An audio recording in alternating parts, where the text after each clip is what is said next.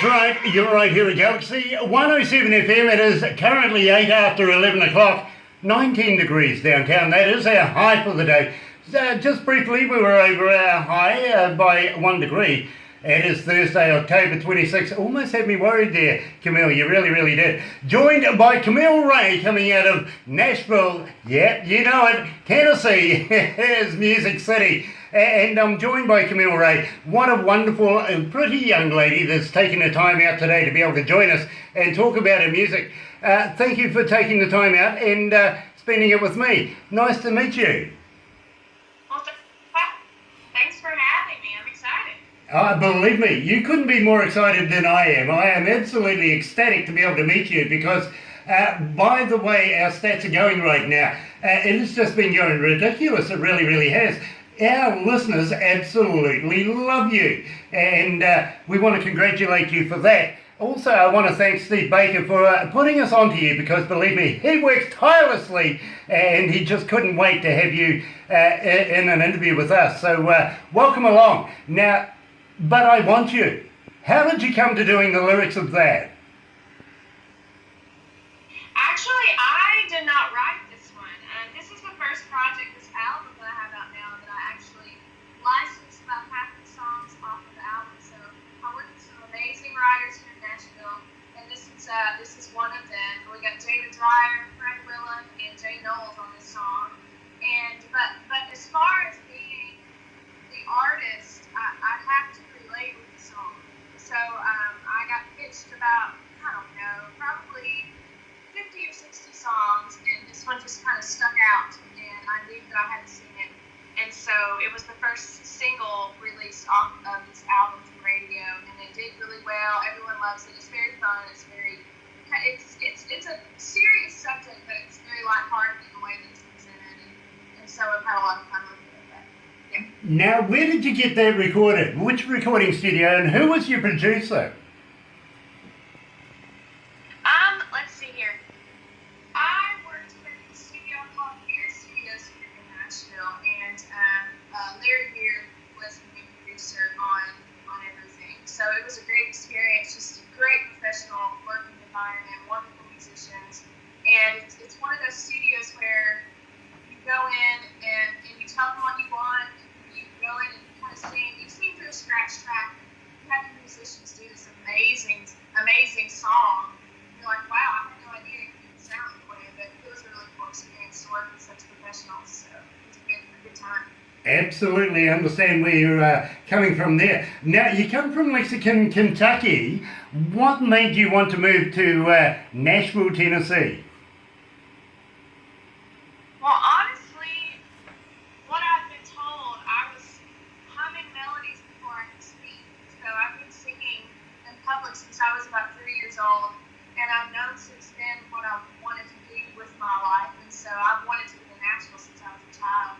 I kind of took the long way around. I got a job right out of college as a high school choir teacher in my hometown, and I got married for a little while, moved to Canada, did some musical theater, and then ended up getting divorced and moving back to Nashville about 4 years ago. So it took me about 8 years to get around to actually moving to Nashville. But I've always wanted to be here, so I'm very thankful that I get the chance to work here and do what I love in Nashville. I get that, I really do, and it is always a good move to be able to get to put yourself in front of the people who make the markets, if you know what I mean. So I think you've taken the right step there. Even though I got to commend you for your mobile office that we're talking to you from right now. Very cool office, I got to admit, but not yours, somebody else's. Yeah, well, I have a really cool car, but it's in the shop right now. So my parents graciously let me borrow their minivan. So I am in my mom and dad's minivan right now, and if you kind of look in the background, you can see all the clothes hanging up, and it's basically my mobile home. So I'm on the road and stationary, so yeah. You know, Camille, you're a girl after my own heart. Absolutely, I love this idea. I've got to absolutely agree with you. Now, at the same time, a lot of our fans want to know about CAMILLE RAE. So, Camille, you've been a performer since the day you're born, pretty much, and you're breaking into the market.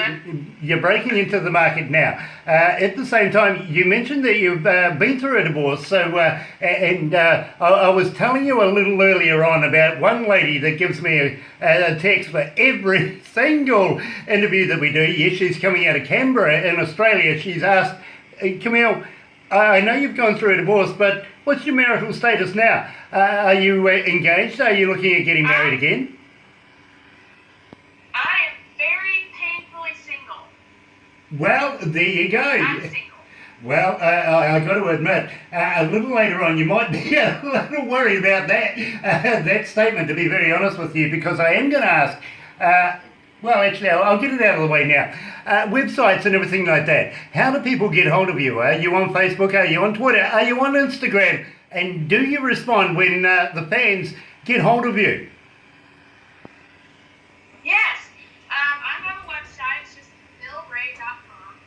And of course, on your website, you can go to all of my social media sites. We'll link to the press.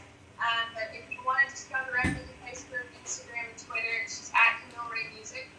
And my website, I have a store. You can buy, if you want a physical copy of the album, it'll take you to my email directly. You'll put the address in, I'll sign it, send it out to you. All of my music's on Spotify and Apple Music, any streamable thing. And then you can buy my music on iTunes and Amazon.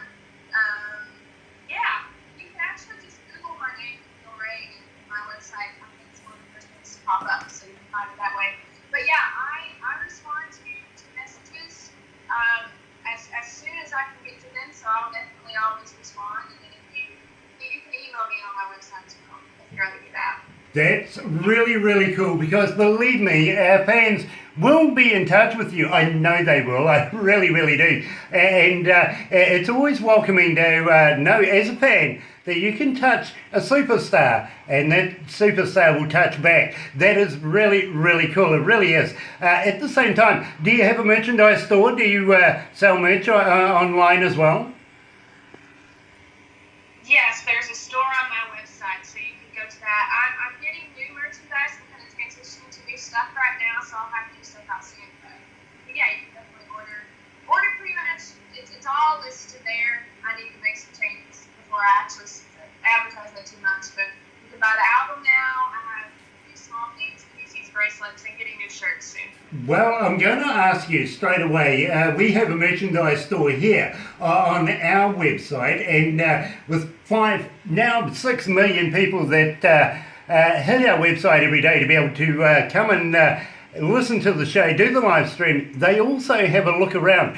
How would you like it if we were able to do a deal where we can put your merchandise in our store as well, put up the link so that people can contact you via us and buy your merchandise as well, just as another outlet of being able to move everything along, because believe me, we do believe that artists need as much help as possible to be able to get not only their music out there but their merchandise, everything like that. So we would love to be able to work with you and put your links and everything like that on our website as well. Absolutely brilliant. You never know, I might hit you up a little later on for a little bit of merch ourselves, to be quite honest with you, because we may want to be able to do a competition with you so that we can give some away to our listeners. We would love to be able to do that. So if you keep that in mind, I'm going to hit you up about that a little later on. But first of all, before we go down that road, I want to know about Chills. Love this track. Tell me all about it. Say that one more time? About Chills. Chills. Chills. Oh, yes. So this is another song that I licensed out. And I had actually completely finished the album. And I had one of the writers, Fred Willem, reach out to me and say that he had a couple of songs he wanted me to listen to. And I listened to Chills, and I said, this has to go on the project. And so I added it in very last minute. And and it's just one of those songs that it takes you to the place. It takes you to a certain place. It's very emotional, and I think everyone has experienced these feelings that the song is talking about. And so, and also the album, if you listen to it from start to finish, is a story. It's a chronological story, and so Chills is the start of that story, and it fit perfectly. All right, well, I tell you what, Camille, I know because I'm getting them now. Come on, Grant, stop talking, stop waffling, get on with the chill. So we're going to play it right here at Galaxy 107 FM. Here's Camille Rae and Chills.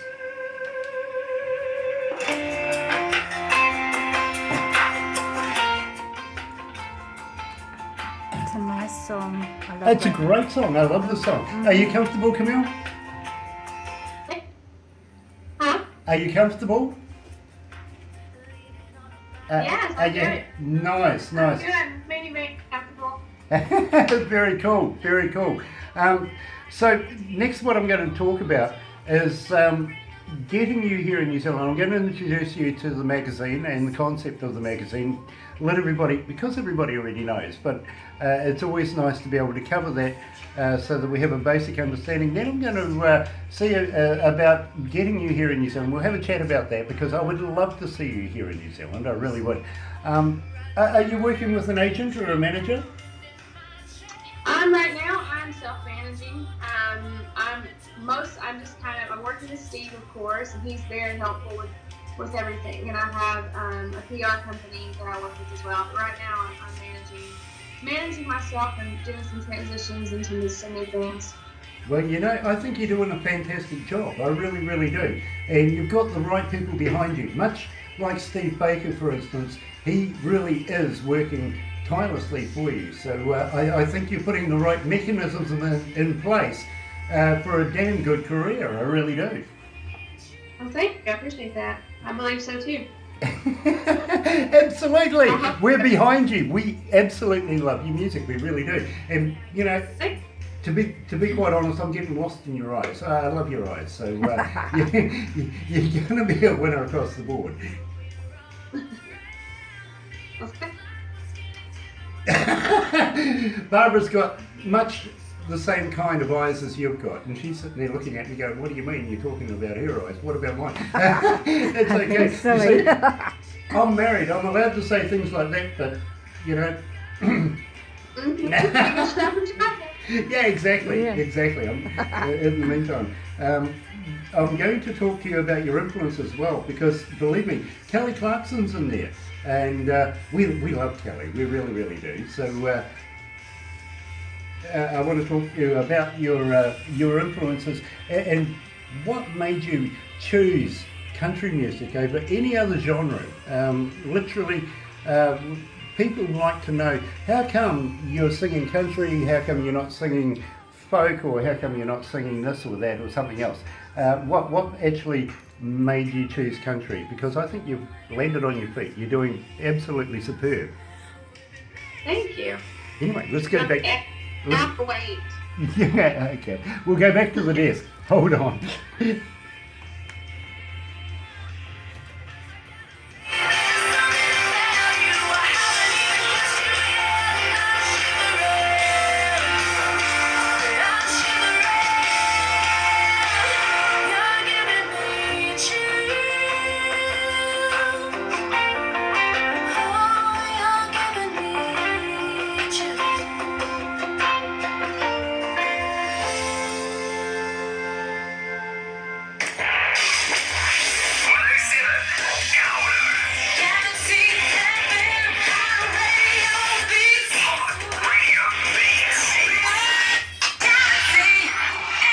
That's right, you're right here at Galaxy 107 FM, and I'm joined, coming out of Nashville, Music City, Camille Rae. And believe me, what a pleasure it is to be speaking to Camille today about her music and about her forthcoming maybe tour to New Zealand. We were going to talk about that very, very shortly. But Camille, have you ever heard of Crank It Up magazine? I have heard Steve has talked about it, and I've heard a little bit about it, but you can tell me more.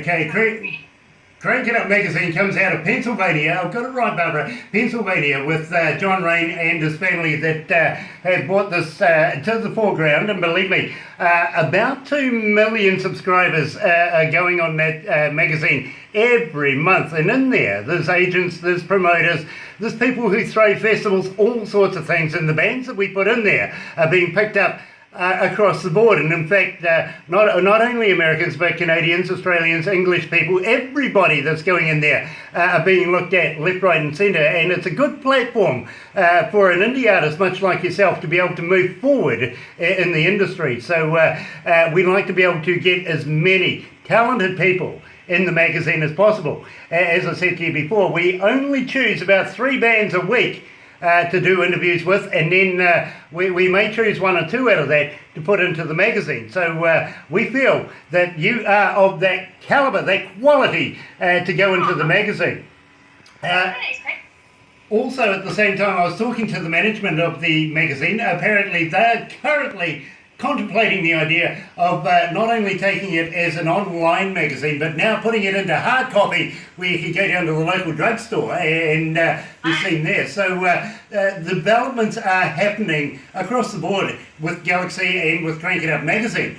The reason why I'm talking to you about this is the owner and manager of the magazine, John Rain. He wants to bring bands, the best bands, that only the best bands go into his magazine, to the Australasian market, down here, down under. And we kind of feel that we would love to have you in front of New Zealand audiences.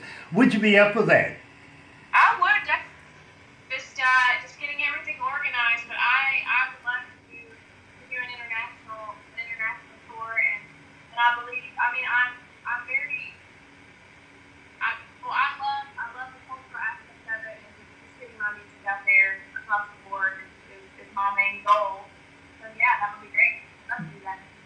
Well, I tell you what, we would love to show you around our country here in New Zealand. You're going to love it. You really, really are. Some places in New Zealand is like time forgot. Literally, we can take you down the South Island through the Marlborough Sounds, where literally it is forest lands and everything, all sorts of weird and wonderful things happen down there. But you can look out over the water and see nothing but maybe a P&O cruise going through every now and again. But other than that, it's almost like you can see the dinosaurs going through there. I know that because Mum went there last week. She was wandering through there, so you know that's the closest thing to a dinosaur I've got. But she was saying, Grant, you know, it's so superb down there. But I come from the South Island. Well, actually, I come from America by birth, but was brought up in the South Island, and we do some really, really funky stuff down there.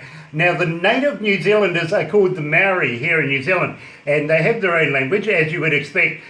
We speak te reo as much as we can and introduce overseas visitors to a bit of our lingo as well. But we do some other crazy things in New Zealand as well. So I'm going to go down this road. Barbara says to me, don't spoil it earlier on when I was talking to you about this, but we have a thing here in New Zealand called a hoo-hoo grub. Have you ever heard of one before?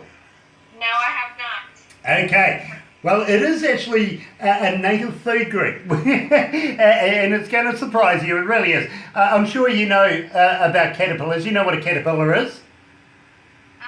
Okay, this is an oversized one. It's like a jumbo bus compared to a normal-sized caterpillar. Believe me, it's big, it's fat, it's white with a black head, right? Now, what you do...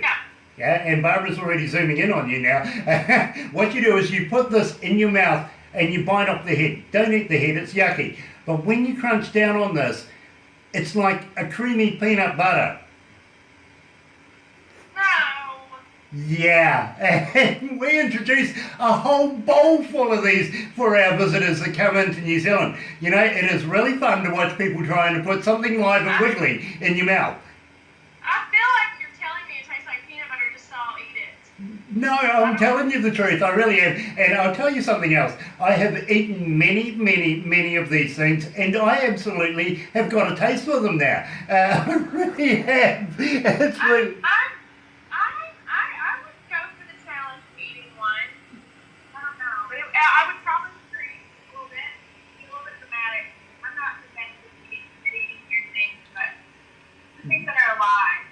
Well, I tell you what, if you eat one when you're here in New Zealand, we'll work out something special for you. How's that? But in the meantime, we may take you down the bottom of the South Island and, I don't know, Barbara, what do you reckon? Throw you off a bridge. Throw me off a bridge? Yeah, absolutely. We do a thing here in New Zealand called bungee jumping. Okay. Yeah. I have always wanted to bungee jump, but I never have. Well, if you come to New Zealand, that'll be on the list of things that we will do with you. Okay. Gratefully, you're not Australian, so we will attach the bungee. Good. That's good. Yeah, we I'm definitely not Australian. I want to live. we tend to stand there with the bungee and go, oops, he was Australian. Okay. Yeah, we have a friend of ours, AJ Hackett. Now, he's the big guy in the bungee world, to be very honest with you. He brought it to New Zealand, pretty much invented the game, but well, actually, I can't say he invented it because it actually comes out of Africa, where he saw a whole heap of young guys doing their manly thing. They were turning 18 years of age and they had to prove themselves as a man. They climbed these structures and put vines to their legs and then hit for the ground. Crazy thing to do. Really nuts. And a lot of them apparently don't walk away. Well, he decided, why not do it off a bridge into water, but we'll put a bungee there so it actually, now you turn into a yo-yo. So believe me, a lot of fun. We'd love to do that. Even take you to Auckland, our biggest city, and we want to put you in front of audiences there. We may even take you out on a yacht around the Hauraki Gulf and show you some of our more luxurious parts of New Zealand. Get you integrated. Nice, sounds good. I would love that. We'll have to get that set up for sure. Well, I tell you what, you'll have such fun here, maybe you might not want to go back home. It's possible. It is possible. And, Yacht versus my minivan, I don't know. well, at the same time, you are single, you never know what might happen. You might find Mr. Right here in New Zealand. I would have never thought that it would be in New Zealand, but you could try. It could be anywhere in the world, and believe me, I think guys will be beating down your minivan door to get to you very shortly, because now they know, Camille Rae, she's single, she's up for it. Those emails might come in, those texts, you never know. I'll be waiting. Ah, good on you. I love that. Now, I want to talk to you about I Need Me. Now, this is an important song because, believe me, we get a lot of requests for this, and it's very significant. Tell us all about I Need Me. This is a song that I wrote by myself probably about 6 years ago now, and I was married at the time, and I was in Canada. I really I didn't have all the permits I needed to work, and I didn't have my permit residency at the time. So I was kind of really limited on what I could do with my career. And I've sacrificed a lot of time to be there to support my country. I was just kind of feeling like I didn't feeling with everything, and like I really wasn't being noticed. Which, and it's not even necessarily anyone's fault. It's just all kinds of stuff sometimes. So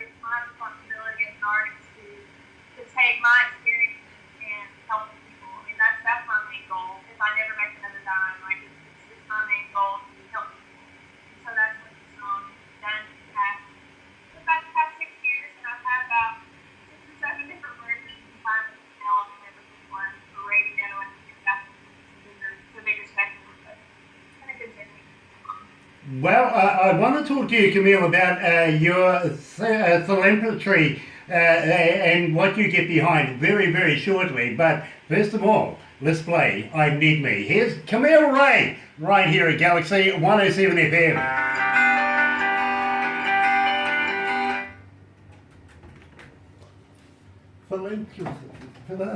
I'm getting stuck on Yeah, that I word. put that big word in. Yeah, you did. You threw a big word at me. How dare you do that? Oh, I've got to keep your mind active. She's throwing words at me. Oh my goodness. So, are you okay there, my friend? Yeah, I'm good. Nice, nice. So, we'll talk about your influences next, because believe me, I'm getting emails and texts right now saying, what is your influences? So we'll go down that road as well. But I also want to talk about you're a philanthropist. It's not a word I use often, believe me. And what you get behind, because we feel that we need to get that message out to people, and it links people in with them and you, if you know what I mean. It gives them that little common ground, and people like to know stuff like this. So I think we should go down that road. And I wasn't joking when I meant it does taste like creamy peanut butter. It really does. It does what? Tastes like creamy peanut butter. Okay. It really does. I'm not trying it. I might have to send you one over. No, Matt won't let you. Well, the question is if it will still be alive once it gets to me. Oh, we'll make sure it's still alive. I'll even personally put a stamp on its head for you. Okay. Okay. Yeah, so... Yeah, I visit radio stations quite a bit in the States, and have you ever heard of the game Bean Boozled? Yep. Yeah, I had to play that once, and I was a drama queen. Like, Oh, girl after my own I heart. was scared of the flavors, and you know, so I don't know how. It's going to be dramatic. It'll be very, like, video worthy. Well, we'll get your local pest control to pass this through to you personally. We'll try and get that. Yeah, we really will. Because it is a food group here in New Zealand. It is a natural, it is a caterpillar, but it's of the caterpillar family. But I know what you're talking about. I mean, I've seen one. I didn't know this is what they were called, but I've definitely seen one of them before. I didn't know that you could eat them. Like, who thought of that first? Like, I'm going to eat this slimy thing. I am not sure, but I think that was the same person that discovered mussels and oysters. I mean, seriously, who would have gone there right from the start? You know what I mean? Yeah, you wonder who the first person was to eat certain things or drink certain things. Or, You got to think they were damned hungry, right? yeah, hungry or just out of their minds, or I don't know. Let's go to the desk.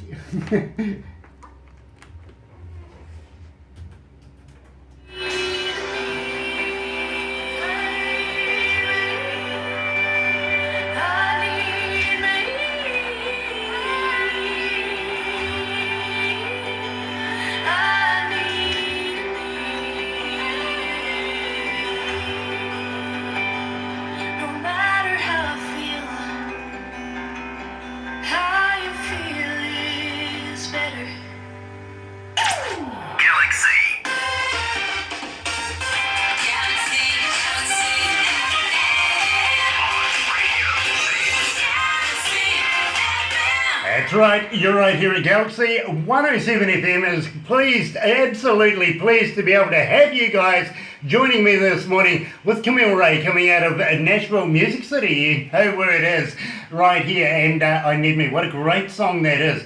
And we were just talking just off air about things and who would have eaten things for the first time way back in the day to decide what food is and what isn't. Yeah, the hoo-hoo grub is one of those ones you got to scratch your head at. You really do. But at the same time, I put it in the same bracket, basically, as mussels and oysters, stuff like that. You got to think, you know, what, no McDonald's in those days? Really? Believe me, I think there's been some crazy people out there who have put some weird things in their mouths over the days. But thank goodness, because we wouldn't have such exotic tastes today, though, would we? We would not.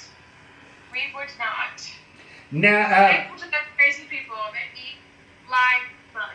yeah, exactly. I mean, I've tried so many different things over the years, including deep-fried caterpillars and deep-fried hedgehoppers and all sorts of things, you know, crickets, you name it, been there, done that.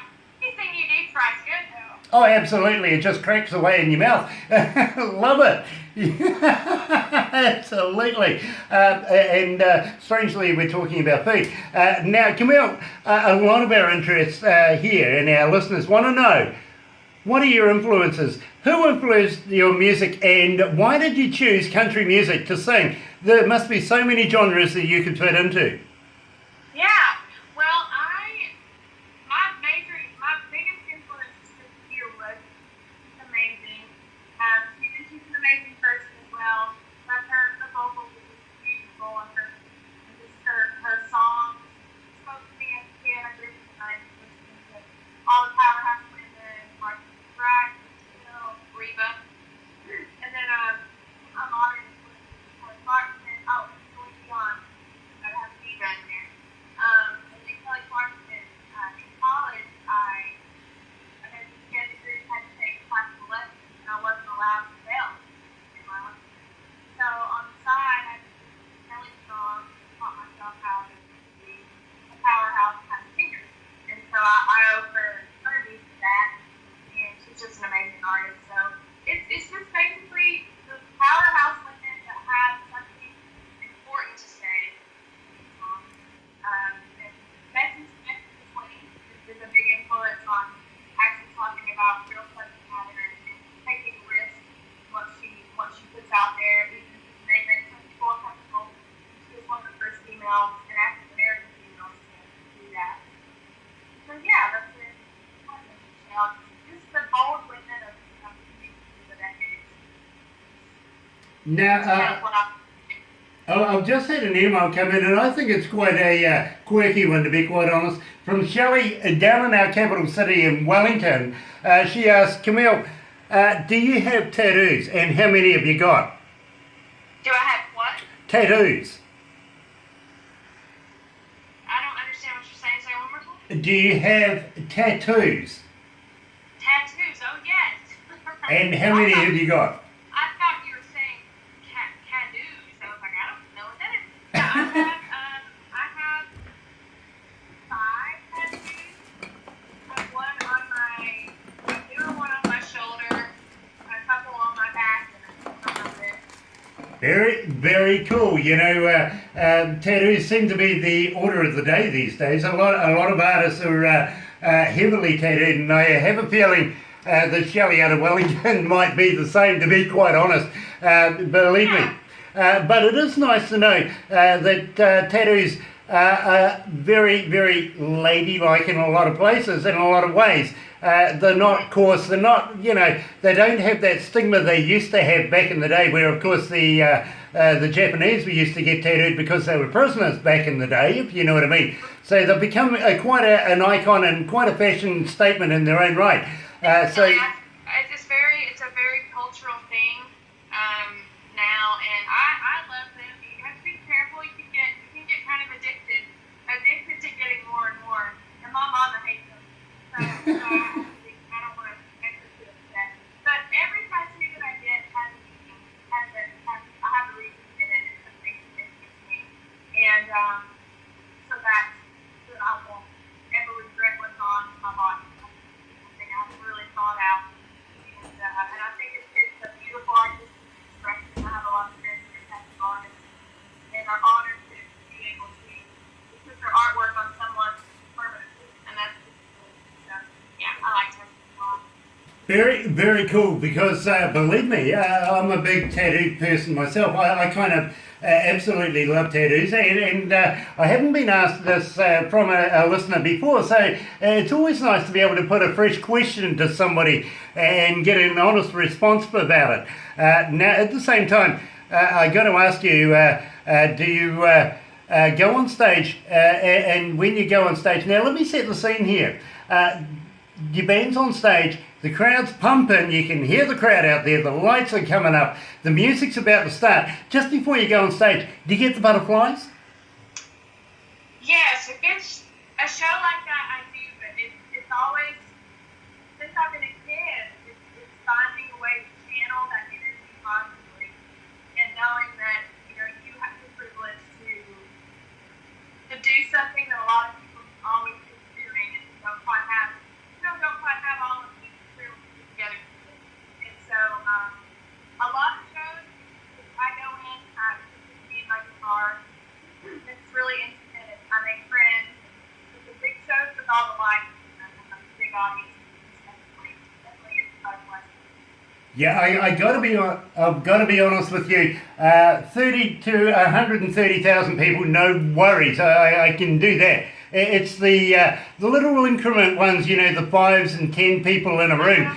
That really scares the hell out of me. I got to be honest. A lot of shows. Well, actually, I volunteer for Musicians on Call, and it's a program in the hospitals in Middle Tennessee where you go from room to room and sing to patients. And I took that yesterday, and you have someone that is looking directly at you. You can see every part of their face, every part of their expression, if they like the song, if they don't. And it's just, I think it's very important as an artist to experience different kinds of performances. You should be able to accommodate. You should be able to be versatile enough to either go into a room of 2 people or into an arena of 30,000. And I think you should perform the same for one person in a room as you do for 30,000 in a room because they're appreciating what you're doing. Exactly. I've been blessed to get to be able, or to kind of figure out how to perform with different kinds of crowds. I find with the smaller crowds, it's really harder to be able to set the rapport like you can do with a big audience, if you know what I mean. You just go out and do your job. But believe me, with smaller ones, it's sort of like I should have come out with balloons or something, maybe a party popper or something, you know, just to get that rapport going. That's more critical. Yeah, absolutely. But I would think that you'd be quite a natural at it.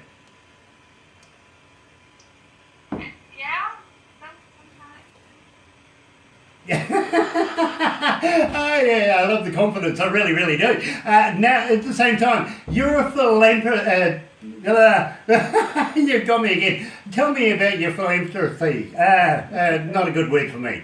Okay. Well, I like to. I'm very passionate about St. Jude's Children's Hospital. I also do Musicians on Call, as we talked about. And I'm pairing up with Martha Dunn. Oh, yeah, that's for babies. I've had close friends who have had a baby at 24 weeks, and so they have a very big struggle to get her to where she is. She's now dating now, so she's doing wonderfully. And domestic violence, awareness, and there's a lot of things. I think it's not even necessarily what it is. It's knowing that music can help when somebody is in situations and make them feel like they're not alone and they are. And so those are the main ones that I'm working with and passionate about right now. They are very, very good causes to get behind, and believe me, we respect you that much more because of that, to be very honest with you. I was talking to one young lady just the other day. Her brother committed suicide, and she's going on tours these days talking about the residual effects of what's left behind, if you know what I mean, and that great hole that they have to fill, that big void. And so we love to be able to get that emotion, get that across to people exactly what is going on in the world. And believe me, suicide is a very, very touchy subject here in New Zealand. It really, really is. So anything that gets behind a cause, we are certainly there for you, and we'd like to be able to follow you through those causes as well, and give you as much support as we possibly can. and including we may be able to do something here in New Zealand when you come and visit us down under to get your hoo-hoo grub. Now, at the same time, I want to talk to you now about who broke my heart. Now, believe me, I'm struggling with this, Camille. I think you're an absolutely gorgeous lady. Nobody could possibly break your heart, surely to goodness. Oh, well, that is sadly untrue. Like I said, this album is kind of the story of what, well, it's not happening to me anymore, but it was the story of about a year of my life and the relationship that I was dealing with. And sometimes people just aren't ready to, they're not moving off the bar emotionally, and they get scared and they just kind of disappear. So it was kind of one of those situations where I was like, what happened? You know, where'd you go? And so this song really captured kind of that surprise element of it. What's going on now? It's so much fun, and it kind of ties back to being from Kentucky, the grass kind of acting as bands over there, really dominant, and it was a lot of fun to record. Writer, he's amazing. He's one of my really good friends now. We write together, written songs, and it's just something fun.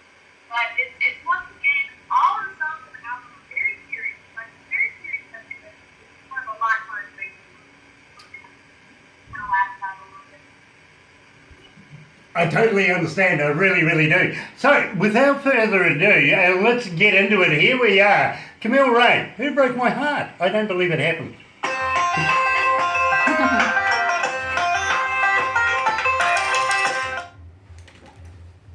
Right.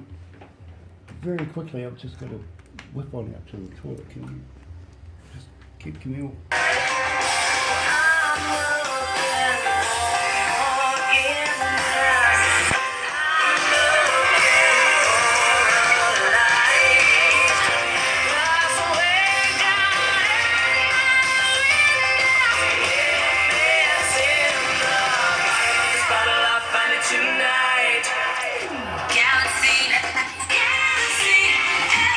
That's right, you're right here at Galaxy 107 FM, 8 away from 12 o'clock, 21 degrees. We're quite, over our high quite well actually. Thursday, October 26th. Glad to have everybody along this morning. Let's just go down it and have a quick look.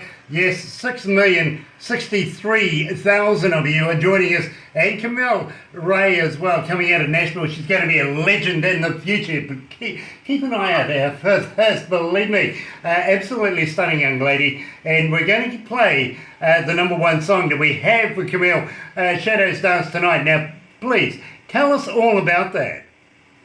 Well, this was interesting. I had a friend, or I have a friend from high school that reached out to me out of the blue about 3 years ago and said he hated Highland Farms redneck crazy and made men look back.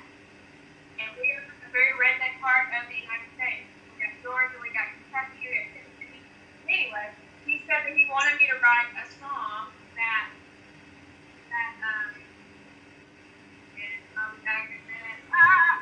that replied to this in a fast way. It kind of told the girl side of the story, why she was doing what she's doing. And so I thought that was really interesting, and I wrote Shadows Dance Tonight, and everybody loved it. It's super fun and it's kind of like coming in your face, like, you know, you made me do this, but this is not all my fault. The girls out there, really the girls out song. So it was a lot of fun. I'm proud to bring it. Well, I got to be honest with you, Camille. Our audiences here have absolutely just eaten up the song and run with it. They really, really have. They love it. I got to ask you though, do you drink out of mason jars? Sometimes. So we're going to have to get together and have a jar between each other, aren't we? Maybe a little apple pie between each other. What do you reckon? Yeah, I think that sounds wonderful. Brilliant. So when you come to New Zealand, I'll expect that you're going to send a case of these over in advance, right? Yes. Yeah. In case of mason jars, I can do that. I'll have to remember. Yeah. But we want them full. What? Well, let's start with apple pie and we'll work our way into anything else that it might be cooked up around the backwoods. What do you reckon? All right, I get what you're saying. I get what you're saying. Nice, nice. Because believe me, we kind of like here in New Zealand. It's not illegal. You can actually brew up your own juices anytime you want. To be very honest with you, unlike in the Kentucky areas and places like that over your way. So we don't understand why it's against the law to be able to do this. We do it. We do it so often. It can be a little strange over here in the States in some places. Yeah, but at the same time, the juices that you guys produce are just so amazing over there. And I've had a couple of mason jars with some of my friends over there in the past since when I've been over there. So believe me, I love it. And trying to get it into the country. The only problem, and I've got to be honest, is everybody that sends